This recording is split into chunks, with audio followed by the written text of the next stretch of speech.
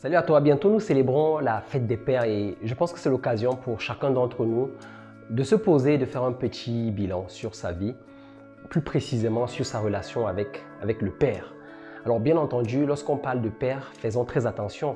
Il y a des personnes parmi nous qui n'ont jamais connu leur père, il y a des personnes qui n'ont pas grandi avec leur père, mais il y a peut-être donc des personnes qui ont joué le rôle de père dans ta vie, des personnes qui ont représenté la figure paternelle dans ta vie. Donc, ce message ou cette vidéo te concerne toi aussi. Ne t'exclus pas du tout. Donc, j'étais en train de dire, le 20 juin, nous allons célébrer la fête des pères. Alors, c'est vrai que c'est une journée qui peut paraître symbolique pour plusieurs personnes, mais c'est en de telles occasions où j'aime souvent profiter pour faire un bilan, pour faire une sorte de rétrospection sur ma vie, sur ma relation avec le père.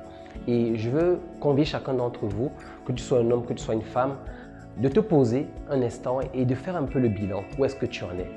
Est-ce que tu es guéri par rapport à la blessure de ton père? Si, bien sûr, tu as une blessure. Est-ce que tu as souffert de l'absence de ton père? Est-ce que tu constates aujourd'hui dans ta vie et dans ta relation avec ton conjoint, ton futur conjoint, ou même avec tes semblables, qu'il y a un manque ou un vide qui a été causé par ton père, par exemple? Je pense qu'il est très important pour chacun d'entre nous d'être guéri de tout ce qu'on a pu subir, tout ce qu'on a pu avoir comme absence, manque, blessure ou paroles blessantes de la part du père ou de celui qui a joué le rôle de la figure paternelle. Donc, je vais t'inviter vraiment à te poser, à faire une rétrospection. Peut-être il va falloir que tu ailles creuser au-dedans de toi des souvenirs qui pourraient peut-être faire remonter une sorte de haine, de rancœur ou d'amertume.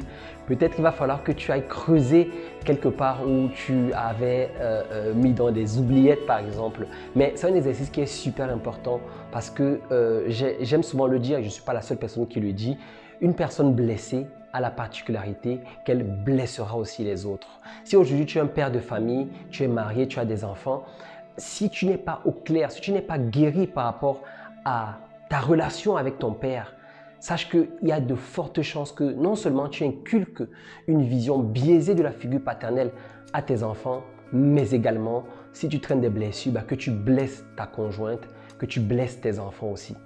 Donc, c'est super important que chacun d'entre nous, nous soyons au clair avec cette figure, cette image du Père, pour que nous, les hommes, nous puissions être des pères qui ne vont pas en fait reproduire ce que leurs pères ont fait comme erreur, mais également qu'on puisse être des pères aussi qui montrent à la société, montrent à notre entourage quelle est la vision même de ce que c'est qu'un père. Un père qui est censé être un mentor, le père qui est censé être un repère, le père qui est censé être un modèle et qui va instruire ses enfants, instruire sa famille et conduire sa famille vers ce chemin-là, ce chemin qui va jouer comme un éclaireur. Donc, où est-ce que tu t'en trouves? Où est-ce que tu en es aujourd'hui, au ton point? Où est-ce que tu en es aujourd'hui vis-à-vis de ta relation avec ton père? Et si tu es une femme, c'est aussi super important que tu puisses être au clair avec. Parce que si tu es célibataire, par exemple, il est fort probable que si tu as eu la blessure de ton père, tu vas vouloir toujours, donc, dans tes relations avec les personnes qui vont t'aborder, les garçons qui vont t'aborder, tu vas vouloir toujours qu'il y ait une sorte d'approbation de leur part. Peut-être parce que tu n'as pas eu d'approbation de la part de ton père.